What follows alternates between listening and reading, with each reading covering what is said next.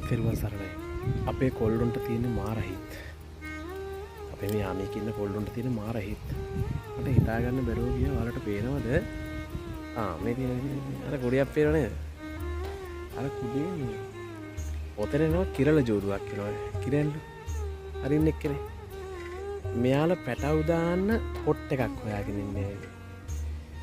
අපේ කොල්ලා කරලා තියෙන්නේ පරණ කුඩයක් තිබුණා පොක්කක් නෙමෙයි. අල්ලන් යන නැති. අල්ලන් යන තරක් නැති. මේක ලස්සනට කණුවක් ගහලා කුඩයක් ගහලා ගිහිල්ලා. දැන් එයා ඇවිල්ලා එතන ඉරලා ඇවිල්ලා එතන පේනද ඒ හේවනේ මුක්ති විඳිනවා.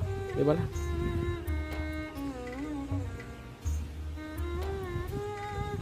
පේනවද? මිනිස්සෙට පින් කරන්න මිනිස්සෙට පිහිට වෙන්න කවදාවත් මේ කෝටි ගණන් තියෙන්න ඕනේ නැහැ. මිනිස්සෙක්ගේ හිතකට තවත් සත්වෙක්ගේ වේදනාවක් දැනෙනවා නම් ඒ සතා වෙනුවෙන් අපිට කැප වෙන්න පුළුවන් නම් මේ ලෝකෙ කොයිතරම්නම් ලස්සනද කියලා හිතන්නකෝ. මේක චූටි දෙයක්. හැබැයි මේකේ කියන අර්ථය මහා දෙයක්. බලන්නකෝ අහක තිබිච්ච කුඩයක් කරන් ඒ අහිංසකයට අපේ කාගයක් හදලා දීලා. කවුරුනම් මගේ රත්තරන් යාළුවේ ඔබ රණවිරුවෙක් වෙච්ච එකට මට ඔක්කොට වඩා සතුටුයි. ඔබට ගොඩාක් පිං. ඒ අහිංසකයා අන්නේ හෙවනේ වාඩි වුණා. දැන් ඔය බිත්තර දාන්න සැරසෙන්න බා. ඔබට අනේක වාරයක් පිං. ඔබට අනේක වාරයක් පිං බං. ඔබට අනේක වාරයක් පිං.